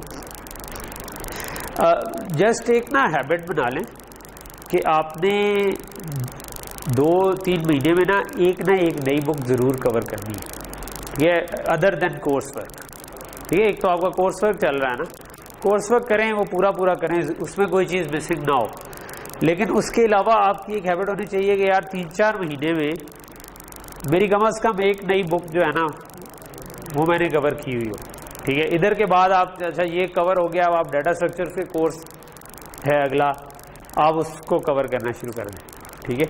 आई वोंट से कि it has to be necessarily a book, it can be lectures आजकल, क्योंकि ऑनलाइन कंटेंट काफ़ी ज़्यादा है। तो मतलब जिस तरह अच्छी यूनिवर्सिटियों के कोर्सेज हैं, आप स्टैनफोर्ड का मैंने 2-3 दफ़ा मेंशन किए हैं, उनका प्रोग्रामिंग मैथडोलॉजी, प्रोग्रामिंग एब्स्ट्रैक्शंस और एक और भी प्रोग्रामिंग का कोर्स है जो पढ़ा है। सो मे बी अब एक इट्स अ गुड आइडिया कि आप थोड़ा सा जावा का टच ले लें, इसके बाद डाटा स्ट्रक्चर्स का टच, तो ये आपकी फ्यूचर डायरेक्शन हो सकती है। फिर आपको वो जब आ जाए तो आप थोड़ा सा मोबाइल ऐप डेवलपमेंट की तरफ भी जा सकते हैं, आप थोड़ा सा ग्राफिक्स की तरफ जा सकते हैं, थोड़ा सा आप ऑपरेटिंग सिस्टम प्रोग्रामिंग की तरफ जा सकते हैं, जो कि इन इटसेल्फ बड़ी इंटरेस्टिंग चीज़ है कि लिनक्स का पूरा कोड अवेलेबल है, ठीक है। देखिए पूरा ऑपरेटिंग सिस्टम का फ्री पूरा का पूरा कोड अवेलेबल है, आप उसके अंदर चेंज करें जिस तरह मर्जी। एंड्रॉयड जो है वो बेसिकली उसी का एक मॉडिफाइड वेरिएंट है, ठीक है। लेकिन बट उस मतलब मैं अक्सर स्टूडेंट से पूछे ना कि हैकिंग करनी है किसने, वो पूरी क्लास हाथ खड़ा करें, उससे अच्छा प्रोग्रामिंग किसने करनी है, सारे बैठ गए, ठीक है। बेसिकली इस एज में सारों को हैकिंग का बड़ा शौक होता है, लेकिन आप उस लेवल तक पहुंचने के लिए आपको कुछ स्टेप्स हैं, ठीक है। एक तरफ चलना शुरू करना है जिसमें आप 1-2 साल बाद पहुंचेंगे, ठीक है, या कुछ अगर आप ज़्यादा सुपर पम्प्ड हैं तो हो सकता है कुछ महीने में आप उधर तक पहुंच जाएं, लेकिन मतलब उसका यही है कि आपने 3-4 कोर्स कवर करने, ठीक है, मिनिमम, जिसके बाद आप बेसिक्स पे पहुंचेंगे। आपको ये एक इंट्यूशन डेवलप हो जाएगी कि अच्छा कंप्यूटर काम कैसे कर रहा है, इसके अंदर ऑपरेटिंग सिस्टम का क्या रोल है, इसके अंदर आर्किटेक्चर का क्या रोल है, और फिर मेरा प्रोग्राम कैसे चलता है, वो एक पूरी आप एक सेंस डेवलप कर सकें, ठीक है। उसके लिए 3-4 कोर्स कम अज़ कम कवर करना ज़रूरी है, वो आप अगर करें, हाँ, उसके बाद आपको हैकिंग की अलिफ बे आना शुरू होगी, ठीक है, और फिर आप उधर से वो कर सकते हैं, ठीक है। लेकिन but that's the path you have to take, ये जो भी आप करना चाह रहे हैं, ठीक है। तो ये एक हैबिट रखिए कि ना आप अनफॉर्चुनेटली ना मुझे जो ज़्यादातर बच्चे मिले हैं ना उनकी कॉम्प्रीहेंशन बड़ी ख़राब है, ठीक है, कि वो बुक को पढ़ के ना अगर उनको एक पैरा दे दें कि भाई ये पढ़ के बता दो कि ये क्या है, तो उनमें से ना 1% ऑफ बच्चे जो है ना वो यही नहीं बता सकते, ठीक है। सो ऐसे लोग जो है ना वो स्ट्रगल करेंगे जिधर भी जाएंगे, ठीक है, मतलब वो अभी स्टडीज़ में भी स्ट्रगल कर रहे हैं और निकल के भी स्ट्रगल करेंगे।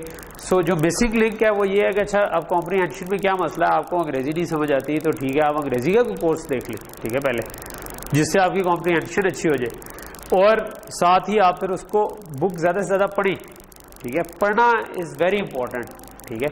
और क्योंकि आप इवन मतलब कई लोगों को कहते हैं कि मुझे लेक्चर से समझ आ जाती है, ठीक है, लेकिन लेक्चर में पूरा का पूरा कंटेंट जनरली कवर नहीं होता, कुछ ना कुछ चीज़ें मिस हो जाती है टीचर से।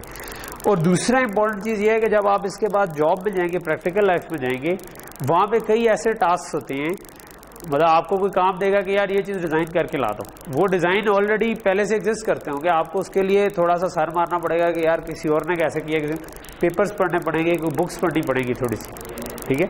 लेकिन अगर आपको वो इंजीनियरिंग में आदत नहीं डली तो आप उस टाइम पे नहीं कर सकेंगे, आपके हाथ पैर भूल जाएंगे कि अच्छा मैं क्या करूं, ठीक है। सो ये वाली आदत का यही टाइम है डेवलप करने का, कि आपने जो है ना कि आपकी रीडिंग एंड कॉम्प्रीहेंशन अच्छी हो, ठीक है। एक्चुअली ऑलरेडी थोड़ा सा आप लेट हैं, लेकिन अभी लेट नहीं हुए, ठीक है। अगर आपने 4-5 साल गुजार दिए, फिर आप शॉर्टकट्स की तलाश में रह रहे होंगे, फिर आप कह रहे होंगे कि यार मेरे अब्बू भी सिफारिश कर दें तो मुझे नौकरी मिल जाए, बजाय इसके कि आप अपने दाम पे नौकरी लें। जरदारी के भाई बन जाएंगे कि अपने कोई कह लेंगे जो है ना सिफारिशों और इन चीज़ों पर, रिश्वतों सिफारिशों, इन पर चलना शुरू हो जाएंगे। और ऐसे लोग जो है ना वो हमारे मुल्क का बोझ है, ठीक है, जिसकी वजह से मुल्क ऊपर जाता ही नहीं है, ठीक है। जिसके जहन में ये होता है ना कि यार ठीक है, कोई इसमें आज नहीं है कि मैं अपने दोस्त को कहीं पर रखवा दूँ, अपने अबू कह दें किसी दोस्त पे, माना मैं कहता हूँ कि वो ऐसा बंदा जो है ना वो धरती का बोझ है, ठीक है। और वही इस वक्त जो हमारी जलालत है ना उसके पूरी जिम्मेदार वो हैं, ठीक है। सो यू हैव टू मतलब मेरा मशवरा ये है कि आप अपने आप को इस काबिल बनाएं, ठीक है, कि आप वर्दी हो। आपने, मैंने कल को ब्लड से मैं हायर कर रहा हूँ कोई प्रोग्रामर, तो मेरे जहन में आया कि यार ये इतने अच्छे प्रोग्रामर बैठे हुए हैं, मैं इसको उठा लूँ, ठीक है। ना कि आप जॉब इंटरव्यू में जाएं तो आप कहें कि जी मैं साथ सीख लूँगा, ठीक है। तो वो इस तरह नहीं कोई करता। मतलब आप घर में कुक भी रखते हैं ना, तो कोई ये नहीं कहता कि यार मैं आप मुझे रख लें तो मैं उसके बाद खाना पकाना सीखूँ, ठीक। ओके, सो ये तो खैर हमारे साइड पे आ गए।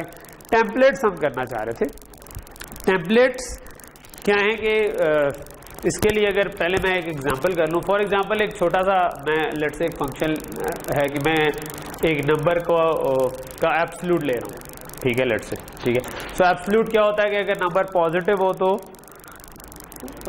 वही रहता है, और नेगेटिव हो तो आप उसको माइनस दोबारा कर लेते हैं तो पॉजिटिव बन जाता है। तो लेट्स से कि मैं कहता हूँ इंट रिटर्न करना है और इंट ए इसकी इनपुट है, और मैं इसके अंदर कह सकता हूँ कि यार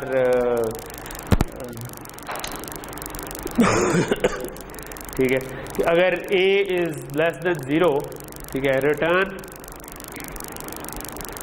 कि अगर a लेस देन 0 है तो माइनस a रिटर्न कर दो, अदरवाइज क्या सिंटेक्स था, क्वेश्चन मार्क था, ठीक है, और अदरवाइज प्लस a रिटर्न कर, ठीक है, या a ग्रेटर देन 0। कि अगर a लेस देन 0 है तो a माइनस है तो उसको दोबारा माइनस लेके पॉजिटिव बना दो, अदरवाइज उसको वही रहने दो, ठीक है। अच्छा, अब लेट्स से कि मैं यही काम फ्लोट के लिए भी करना चाहता हूँ, ठीक है। तो मैं क्या करूँगा, एक और फंक्शन लिखूँगा, मैं लिखूँगा फ्लोट एब्सोल्यूट, और इसमें फ्लोट ए, और फिर मैं लिखूँगा रिटर्न, और सेम ए लेस देन 0 है तो माइनस ए, अदरवाइज ए, ये लिख दूँगा। और लेट्स से मैं कैरेक्टर के लिए भी करना चाह रहा हूँ तो मैं ये तीसरी दफ़ा लिखूँगा, और लेट्स से मैं कॉम्प्लेक्स नंबर के लिए भी करना चाह रहा हूँ तो मैं चौथी दफ़ा लिखूँगा, ठीक है। सो सेम काम है, तो इट डजेंट मेक सेंस कि मैं बार बार वही कोड लिखूँ। वो कोई तरीका होना चाहिए कि मैं कंपाइलर को बता दूँ कि यार ये सारी टाइप्स के लिए चला दो, ठीक है, जिस टाइप के ऊपर ये लेस देन डिफाइंड है उसके लिए ये कोड चल जाए। तो ये काम करने के लिए हम टेम्पलेट्स यूज़ करते हैं। टेम्पलेट्स हमें ये सिंप्लीफाई करती है, ये अलाउ कर देती है कि आप एक ही दफ़ा फंक्शन डिफाइन करें और वो वाला फंक्शन मल्टीपल तरह से कॉल हो सके, ठीक है। सो ये उसकी एग्जांपल है। उसका सिंटेक्स क्या है वो हम देख लेते हैं, और उसके बाद आपकी ज़िंदगी में आसानियाँ आ जाएगी कि आपको बार बार फंक्शन नहीं लिखना पड़ेंगे। ओके, सो यही एब्सोल्यूट वाली एग्जांपल थी। तो अगर आपने एक जेनेरिक फॉर्म में बताना है कि यार किसी भी टाइप के लिए चल जाए, ठीक है, तो आप लिखते हैं टेम्पलेट, फंक्शन लिखने से पहले आप लिख देते हैं टेम्पलेट, और एंगल ब्रैकेट्स के अंदर लिख देते हैं क्लास टी, या टाइप टी भी लिख सकते हैं, ठीक है, क्लास या टाइप जो भी लिखेंगे। इसका मतलब मैं टी टाइप के लिए ये टेम्पलेट बना रहा हूँ, ठीक है, और बाकी मतलब टी की जगह आप इंट आ जाए, फ्लोट आ जाए, जो भी आ जाए वो इस पर चल जाएगा, ठीक है। टी एक हमने टाइप बता दी, ठीक है, यानी कि मैंने बजाय इंट लिखने के मैं जहाँ पर मैं इंट लिख रहा था वहाँ पर मैं टी लिख दूंगा, ठीक है। तो ये फर्क आ जाएगा, जी जी, ये अभी मैं वही एग्जांपल था। तो अब ये कोड वही वाला कोड है, लेकिन अब यहाँ पर ना मैंने इंट लिखा ना मैंने फ्लोट लिखा, बल्कि जो भी लिखा हुआ था, ठीक है, ये आप टी जरूरी नहीं है कुछ भी लिख दें इसकी जगह, आपने जो भी लिखा हुआ उस टाइप की अब चीज़ होगी। सो ये अब आपकी एक टाइप, आपने कहा कि इस टाइप के लिए ये पूरा टेम्पलेट फंक्शन है। सो आपने कहा कि टी रिटर्न करेगा, टी टाइप की ऑब्जेक्ट इनपुट आएगी, अगर वो ऑब्जेक्ट लेस देन 0 है तो माइनस और वो प्लस कर दे, तो ये आपने लिख दिया। अब ये ऑटोमेटिकली बाकियों के लिए भी चल जाएगा। इसका यही मतलब है कि हम ये टेम्पलेट फंक्शन बनाने लगे, ठीक है। ये सिंटेक्स है इसका, ठीक है। मतलब तो क्या उसका कहना है, ये एक सिंटेक्स है कि जिससे आप ये सिंटेक्स लिखेंगे तो कंपाइलर को पता चलेगा कि ये हमने सिर्फ ये बताया है कि मैं एक टेम्पलेट फंक्शन बनाने जा रहा हूं जिसमें इस टाइप का मैं बना दूंगा, ठीक है। यानी इस क्लास टी, आपने क्लास के बजाय टाइप भी लिख सकते हैं, क्लास या टाइप टी। अब इसके हिसाब से जो लिखा होगा, कल को इसके बजाय इसके अंदर इंट आ जाए, फ्लोट आ जाए, डबल आ जाए, जो भी आ जाए, वो ऑटोमेटिकली कंपाइलर आपके बिहाफ पे कर लेगा, ठीक है। ओके, सो आगे आपने फंक्शन में क्या चेंज किया। फंक्शन में जहां पर इंट या फ्लोट आ रहा था उसमें जो भी आपने इधर क्लास का नाम रखा हुआ है ना, या टाइप का नाम रखा हुआ है, वो आपने यूज कर दिया, ठीक है। ये कर दिया तो इसका मतलब है कि आपका काम हो गया। अब मेन के अंदर हमने इसको चेक करने के लिए क्या किया हुआ है, हमने दो इंटीजर बनाए, ठीक है, एक प्लस और एक माइनस, दो लॉन्ग बनाए हैं, एक प्लस और एक माइनस, दो डबल बनाए हैं, एक प्लस और एक माइनस, ठीक है। और उसके बाद हमने उन तीनों इंट, लॉन्ग, डबल दोनों के लिए हमने फंक्शन कॉल किया, ठीक है, जो कि आपको नजर नहीं आ रहा क्योंकि वो इस तरफ है, ठीक है। तो अब मैंने यहाँ पर absolute of int 1, absolute of int 2, absolute of long 1, long 2, double 1, double 2 ये स्क्रीन पे प्रिंट करवाया हुआ, ठीक है, कि सी आउट करवाया हुआ कि भाई ये इंटीजर है और इसका एब्सोल्यूट ये है, ये लॉन्ग है, इसका एब्सोल्यूट ये है, ठीक है। अब फंक्शन मैंने एक ही लिखा था, डबल के लिए, फ्लोट के लिए, इंट के लिए कोई अलग-अलग फंक्शन नहीं लिखते हुए। हाँ, यूजर डिफाइंड क्या? हाँ हाँ, अब आप अगर मैंने लेट से कॉम्प्लेक्स नंबर्स की क्लास बनाई है, ठीक है, और एज लॉन्ग एज के उसके ऊपर ये कंपैरिजन डिफाइन हो सकता हो, एज लॉन्ग एज कि ये जो, क्योंकि इसने अंदर क्या चेक करना है, इसके अंदर अब मैंने चेक किया हुआ ना n इज लेस देन 0, अगर मैंने अपनी कोई डाटा टाइप बनाई है और वो लेस देन का ऑपरेटर उस पर डिफाइंड है जो कि उसको 0 से कंपेयर कर सकता है, ठीक है, तो तब ये चल जाएगा। इसी तरह उसके ऊपर माइनस भी डिफाइंड होना चाहिए, ये भी ऑपरेटर अप्लाई हो रहा है ना। तो अगर कोई भी ऐसी टाइप है जिसपे ये ऑपरेटर अप्लाई हो सकता हो और ये ऑपरेटर अप्लाई हो सकता हो तो ये चल जाएगा, ठीक है। यानी जिस तरह स्ट्रिंग पे प्रॉब्ली ये नहीं चलेगा, ठीक है, स्ट्रिंग पे शायद लेस देन 0 तो शायद हो के वो उसका साइज, लेकिन माइनस नहीं होती तो वो इस पे एरर दे देगा, ठीक। इसको रन कर लेते हैं।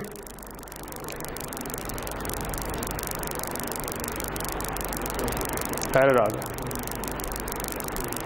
क्या मैंने नीचे वाला कमेंट नहीं किया हुआ? किया हुआ है तो फिर की होया, और इसको मैंने, अच्छा सॉरी, मैंने टेम्पलेट्स के बजाय एक्सेप्शन को स्टार्टअप प्रोजेक्ट बना दिया। Okay,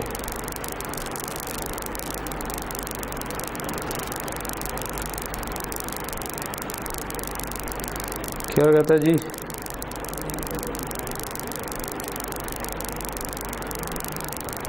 okay okay okay okay, मैंने कॉपी किया था मेरा ख्याल है प्रोजेक्ट, तो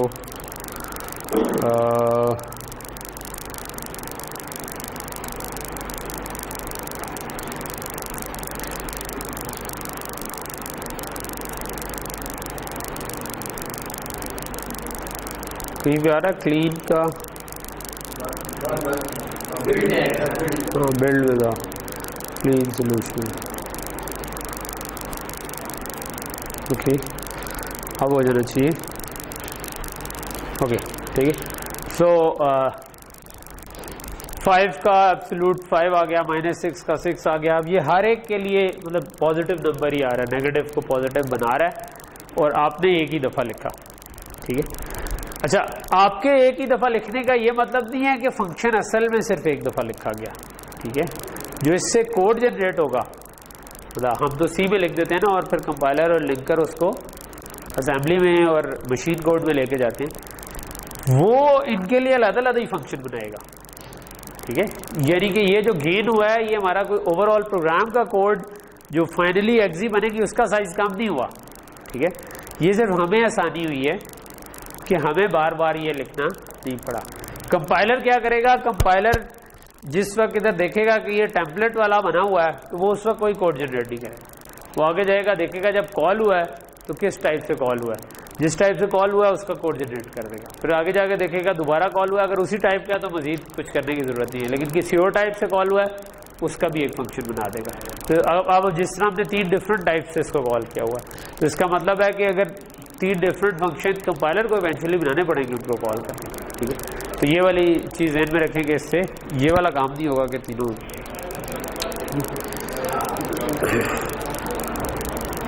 ओके, सो इसको मैं कमेंट कर देता हूँ और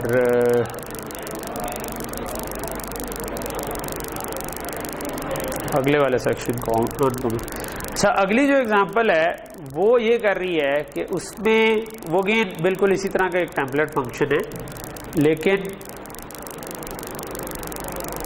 वो कर क्या रहा है, वो एक एरे के ऊपर चल रहा है, ठीक है। तो बजाय इसके कि आप, तो हमने एक फाइंड का फंक्शन लिखा, ठीक है।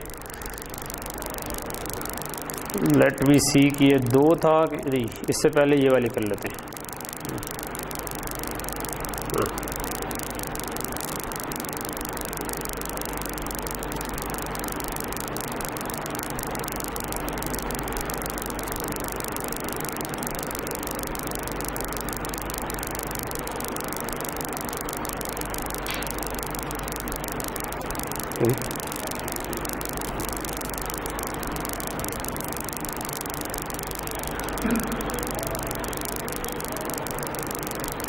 ऑल्ट शिफ्ट दबाएं ना आप अगर, तो कॉलम मोड में आप चीज़ों को सिलेक्ट कर सकते हैं, ठीक है। ऑल्ट और शिफ्ट को दबा देना एक दफ़ा, तो फिर आप जिस तरह मैं नहीं सिलेक्ट कर रहा था ये कॉलम सिलेक्ट कर सकते हैं, ठीक है। सर यूज़फुल थिंग, जब कभी एडिटिंग करनी हो तो कई दफ़ा पूरा कॉलम उड़ाना पड़ता है, तो वो एक एक करके आप जाने के बजाय उसको कर सकते हैं, ठीक है। सो तो हम कर क्या रहे हैं इस केस में, हम एक एरे के अंदर एक नंबर ढूंढना चाह रहे हैं, ठीक है। लेकिन हम चाहते हैं कि वो एरे जो है वो किसी भी टाइप की हो सके, यानी कि डबल की भी हो सकती है, इंटीजर की भी हो सके, कैरेक्टर की भी हो सके, ठीक है। सो सर्च करने का तो हमें पता है कि हम j = 0, j < साइज j++ कर देंगे और फिर हम कहेंगे कि यार अगर वो वैल्यू मिली जो हम वैल्यू सर्च, मतलब हमने एक वैल्यू पास की और एरे का साइज पास किया और एरे पास कर दी, ठीक है। और फिर हम उसके अंदर जाके सर्च कर सकते हैं कि भाई साइज तक जाओ, अगर दरमियान में वैल्यू मिली तो रिटर्न कर देना, अदरवाइज रिटर्न -1 कर देना, क्योंकि अगर पूरे लूप में कुछ नहीं मिला तो इधर से रिटर्न नहीं होंगे और इधर पहुंचेंगे, अदरवाइज हम पहले ही रिटर्न हो चुके होंगे, ठीक है। और एंड पे हमने अगर नहीं कुछ मिला तो हमने -1 रिटर्न कर दिया, ठीक है। तो अब इसके लिए हमने क्या किया, एरे के लिए हाँ -1 तो डबल भी है ना, -1 is an integer as well as a double. हाँ हाँ हाँ हाँ डबल करेगा ना। अच्छा सॉरी, ये उसका इंडेक्स वापस कर रहा है, तो ठीक है, ये इंट को रिटर्न करेगा, क्योंकि ये उस वैल्यू को नहीं भेज रहा, रिटर्न कर रहा, ये उसका इंडेक्स रिटर्न, जो पहला आपको मैचिंग वैल्यू मिलेगी उसका इंडेक्स के वो किस लोकेशन पे पड़ा, तो लोकेशन हमेशा इंटीजर होती है ना, जो पॉइंट्स पे दी होती। अच्छा सो ये 2 चीज़ें डेमोन्स्ट्रेट करी है आपको। एक तो ये कि अगर एरे है तो इसमें अब हमने यहाँ पर क्या किया हुआ है, क्लास जो थी एरे टाइप बनाई, लेकिन हमने उसके बाद उसका पॉइंटर बना के पास कर, ठीक है। तो पॉइंटर बना के पास कर दिया, यानी कि यहाँ पे अब आप इसको एरे पास कर सकते हैं, ठीक है। और तो एरे का एक सिंटेक्स हो गया और बाकी तो ठीक है, यही चीज़ थी इसके अंदर, और तो कोई साइंस नहीं है, ठीक है। सो मेन के अंदर हमने क्या किया, एक मिनट यार, मेन कहाँ गया, मैंने मेन को भी कमेंट कर दिया। अच्छा ये ग्लोबल एरेज बनी है, ठीक है। सो आपके पास ये कैरेक्टर्स की एक एरे है, ये इंटीजर्स की एक एरे है, ये लॉन्ग्स की एरे है, वैल्यू सेम ही रखी हुई है वैसे इन तीनों में, तो डबल की एरे में डिफरेंट वैल्यूज रखी हुई है, ठीक है। और इसके बाद हमने क्या किया हुआ है कि हमने फाइंड कॉल किया हुआ है विद ऑल ऑफ देम, ठीक है। सो इसको अगर मैं रन करूं तो ये अब उसमें 5 जिसमें मिला वो इंडेक्स 2 पे 5 था, उसे दे दिया। 6 दूसरी एरे में सर्च किया, उसमें 6 था ही नहीं, ठीक है, तो -1 आ गया। 11 तो ये हम जाके वेरीफाई कर सकते हैं इसमें, मतलब कि दूसरी एरे में क्या 6 था, इस एरे में आपके पास 6 नहीं था, ठीक है। इस एरे में आपके पास 11 था, इस एरे में आपके पास 4 नहीं था, ठीक है। सो ये आपके पास इस तरह हम इसको कॉल कर सकते हैं, ठीक है। वो एक्सप्लिसिटली बताना हो ना कि ये लॉन्ग है, तो फिर आप साथ एल लिखते हैं।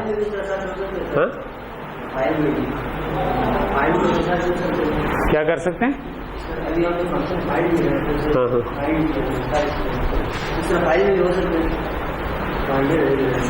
फाइल में आपको फाइल से एक एक करके पहले रीड करना पड़ेगा ना। फाइल का रीड और राइट के लिए तो हम या तो अगर वो टेक्स्ट फाइल है तो वो जिस तरह सीन से आउट करते हैं उस तरह एक एक करके या रीड करने पड़ेंगे। अगर बाइनरी फाइल है तो आप उसको बेशक उठा के एक दफ़ा रीड करके एक एरे में ले आओ और उसके बाद एरे पे यही वाला फंक्शन चला दो। हाँ, तो जब एरे में आ गया उसके बाद फिर चल जाएगा, ठीक है, लेकिन डायरेक्टली नहीं चलेगा। डायरेक्टली आप फाइल के साथ कंपेयर नहीं करते ना। ओके, अच्छा, इवन अगर आपने टेम्पलेट में मतलब ये जो हमने फंक्शन लिखा था, अच्छा एक छोटी सी चीज़ इसमें, जब मैंने एरेज और पॉइंटर पढ़ाए थे तब मैंने सरसरी जिक्र किया था, इधर भी आप करें कि जब एरे पास करने का जो ज़्यादा कॉमन सिंटेक्स है वो ये है कि आप पॉइंटर पास करते हैं, ठीक है। आप इसके आगे वो स्क्वायर ब्रैकेट लगा के भी पास कर सकते थे ना एरे, लेकिन ज़्यादा कॉमन सिंटेक्स ये है कि हम उसका पॉइंटर पास करते हैं, क्योंकि अगर पॉइंटर भी पास हुआ तो हम एरे नोटेशन के जरिए उसको एक्सेस कर सकते हैं, कोई मसला नहीं होता।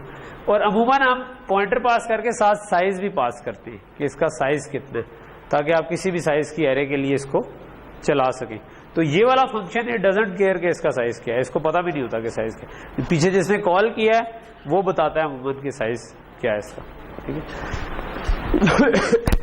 अच्छा, ये जो फंक्शन था इसके अंदर आपके पास बेसिकली तो ये दोनों तो हमने टेम्पलेट्स पास की थी, ए टाइप का पॉइंटर जो कि एरे के लिए, और जिससे कंपेयर करना था वो भी it has to be of same type ना, क्योंकि आपने अंदर कंपेयर करना है कि दोनों इक्वल हैं कि नहीं है, ठीक है। लेकिन तीसरी चीज जो इंटीजर पास हो रही थी, अगर लेट से कोई ऐसा फंक्शन होता कि हम एक और तरह की ऑब्जेक्ट पास करना चाहते हैं इधर, यानी कि इंटीजर जो है ये भी बेशक इंटीजर ना होता बल्कि कोई और टेम्पलेट ही रखना चाहते हैं हम, ठीक है।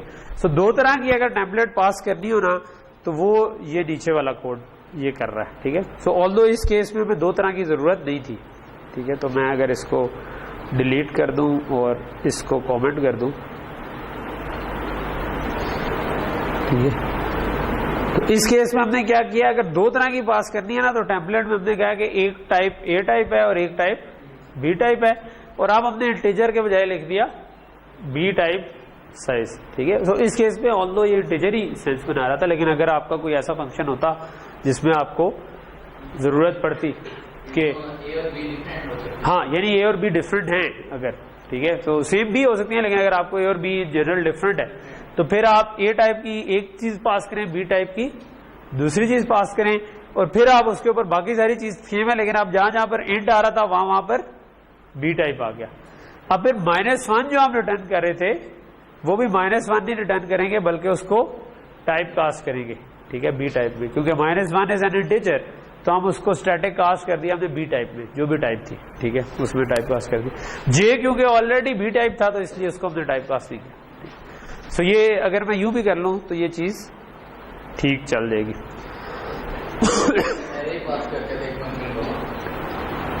तो ये क्या हो गया, एरर शो, एरर क्या कहते हैं, इसको कमेंट करना भूल गया,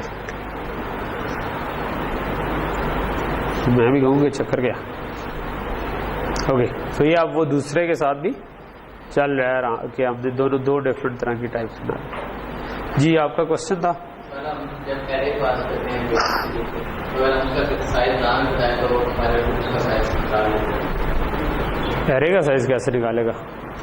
इंट एरे लिखता हूँ और सिर्फ कली ब्रैकेट डाल देता हूँ और आगे उसके नीचे साइज तो ले लेना ना कि ये नहीं, मेन में अगर मैंने एरे बनाई उस वक्त उसको साइज पता है, उसी साइज की बनी। बाद में तो साइज आप नहीं निकाल सकते ना, कोई फंक्शन तो नहीं है जो साइज ऑफ एरे निकाल दे, कोई ऐसा फंक्शन नहीं है जो साइज एरे का। एरे अमूमन एक बड़ी कॉमन सी जगह है जहां पर अमूमन लॉजिकल एरर्स आते हैं, क्योंकि एक जीरो से इंडेक्स शुरू हो रहा था, अक्सर लोग 1 से शुरू कर देते हैं शुरू में और वो एक आगे चले जाते हैं, तो कंपाइलर आपको नहीं बताता, आप एक आगे चले जाएंगे तो उससे अगले वेरिएबल को चेंज कर देगा वो, ठीक है। और अगर वहां पर आपका प्रोग्राम की बाउंड्री खत्म हो रही थी तो एक्सेप्शन आ जाएगी कि भाई आप अपनी जगह से बाहर किधर एक्सेस करें, ठीक है। सो इसीलिए वेक्टर ज्यादा रिकमेंडेड है कि वेक्टर में आप साइज वगैरह भी निकाल सकते हैं, ठीक है, कोई मसला नहीं।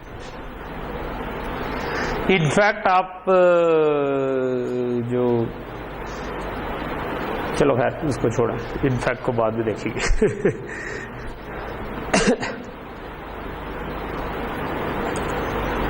सो इसको हम फाइंड वाली एग्जांपल को कर लिया, एक और एग्जांपल देख लेते हैं इसकी। और ठीक है, अच्छा अगली जो एग्जांपल है ना उसमें हम अब एक क्लास के अंदर ये करना चाह रहे हैं कि क्लास इस तरह से बिल्ड करें कि वो एज अ डिफरेंट टाइप की ऑब्जेक्ट्स के ऊपर चल जाए, ठीक है। सो जिस तरह हमने एक स्टैक की क्लास बनाई थी, आपको याद होगा, ठीक है। तो स्टैक की जो क्लास हमने बनाई थी ये वो वाली क्लास है, लेकिन हम चाहते हैं कि ये जो स्टैक है ना ये इंटीजर या फ्लोट टाइप का ना हो, बल्कि किसी भी डाटा टाइप के लिए ये स्टैक के तौर पे काम कर सके। तो उसके लिए फिर हम क्या कर सकते हैं, उसके लिए हमने अगेन क्या किया, टेम्पलेट क्लास बनाई टाइप, यहां पर तो कुछ भी लिख सकते हैं, टाइप टी एनीथिंग, ठीक है। और फिर जब हमने इसके अंदर स्टैक जिस चीज का बनाना था वो भी टाइप की क्लास का बनाया, जहां जहां पर फंक्शंस को ये पास हो रहा था वहां पर भी हमने टाइप ही पास कर दिया और टाइप ही रिटर्न करवा दिया। तो अब इससे क्या होगा कि अब आपकी क्लास जो है वो फ्लोट्स के लिए भी चलेगी, डबल के लिए भी चलेगी, इंटीजर के लिए भी चलेगी, ठीक है। अच्छा, लेकिन फंक्शन में तो हम जब फंक्शन कॉल कर रहे थे तो कोई उसको इंट पास किया तो इंट के लिए चलेगा, क्लास में कैसे पता चलेगा ये क्लास किस टाइप की है? तो उसके लिए फिर आप जब इस टाइप की क्लास बना देना तो आप उसको डिक्लेयर फिर इस तरह करते हैं, ठीक है। सो हम अब अगर स्टैक बना रहे हैं तो हम साथ एंगल ब्रैकेट्स में बता देंगे कि ये फ्लोट टाइप का स्टैक है S1, और अगर मैंने लॉन्ग टाइप का बनाना है तो ये आप नीचे देख रहे हो कि यहां पर हमने स्टैक दूसरा बनाया, उसमें हमने कह दिया लॉन्ग टाइप का स्टैक, ठीक है। तो अगर क्लास के अंदर आपने टेम्पलेट्स यूज की हुई है, ठीक है, तो अब वो आपकी टेम्पलेट क्लास बन गई है। टेम्पलेट क्लास बन गई है, इसका मतलब है कि आप उस क्लास की ऑब्जेक्ट बनाते हुए स्पेसिफाई कर सकते हैं कि वो किस टाइप की। देखा लग रहा है, क्योंकि वो इंटरनली यही कर रहा है, ठीक है। सो अब आपको हमने टॉप डाउन तो देख लिया था कि वेक्टर एक चीज है जो ये काम कर रही है, लेकिन वो कर कैसे रहा था, वो एक्चुअली एक तरह से उन्होंने टेम्पलेट बनाई हुई है, ठीक है, और वो उसका कोड टेम्पलेट की फॉर्म में लिखा हुआ, तो अब आप उसको जिस मर्जी के लिए चला लें, ठीक है। सो ये आप और में भी कर, मतलब आप लिंक लिस्ट बनाते हैं, आप कहेंगे वो मैं उसको इस फॉर्म में बना लेता हूँ कि वो टेम्पलेट पे चले, तो आप वो इंटीजर्स की बनाए, इंटीजर्स की किसी और ऑब्जेक्ट की बनाए, किसी और ऑब्जेक्ट की बना लें, ठीक है। तो वो आसान हो गया ना जिंदगी, ठीक। सो अब हमने किया क्या हुआ है, मेन में हमने 3 पुश किए हैं, जो S1 था उसके अंदर, और फिर उसके बाद उसको पॉप किया एक एक करके और प्रिंट करवा दिया। तो ये खैर इतना इंपॉर्टेंट नहीं है डिटेल, लेकिन बेसिकली सिंटेक्स बताना था। और फिर हमने लॉन्ग्स उसमें पास किए और उनको भी पॉप करा के दिखा दिया। तो इसको अगर मैं रन करूंगा तो हमारे पास 3 पहले आया, फिर 2, फिर 1, यानी कि जो लास्ट वाला था वो पहले आया जो पहले वाला था, स्टैक ही काम कर रहा था। मैंने आपको जब स्टैक बताया था कि जो आखिर में इनपुट करते हैं वो सबसे पहले पुश करने जिस ऑर्डर में। सो काइंड ऑफ आप देखें कि आप एक सिलेंडर है उसके अंदर चीज़ें एक एक करके डाले जा रहे हैं, तो टॉप से ही निकाल रहे हैं अगर, तो जो लास्ट पुश किया हुआ है वो पॉप करेंगे। इसके ऑपोजिट एक चीज़ होती है FIFO, जिसमें आप समझें कि टॉप से पुश करें बॉटम से पॉप करें, ठीक है। सो आप जो चीज़ पहले पुश करेंगे वो पहले पॉप होगी, ठीक। सो ये उसको फर्स्ट इन फर्स्ट आउट या FIFO कहते हैं, ओके। सो स्टैक की एग्जांपल होगी, ठीक है। आई थिंक हम आज यहाँ पर रुकते हैं और मतलब इंशाल्लाह फिर कल है ना आपकी रेगुलर क्लास ये कल, ठीक है। सो कल की क्लास में आपका ना इनहेरिटेंस और पॉलीमॉर्फिज्म से क्विज है, ठीक है। सो इनहेरिटेंस पॉलीमॉर्फिज्म दोनों तैयार करके आए, ठीक है। हो सकता है कि 2 क्वेश्चन हो, एक में इनहेरिटेंस यूज हो, एक में पॉलीमॉर्फिज्म, और हो सकता है कि एक ही क्वेश्चन हो जिसमें दोनों यूज हो रही हो, और हो सकता है कि उनमें से कोई एक में कर दूं। अब ये मेरे हाथ में है, ठीक है। ऑब्वियसली पॉइंटर तो उसमें शामिल ही है ना, पॉलीमॉर्फिज्म पॉइंटर के बगैर थोड़ी होता है। चलें, ठीक है, ओके।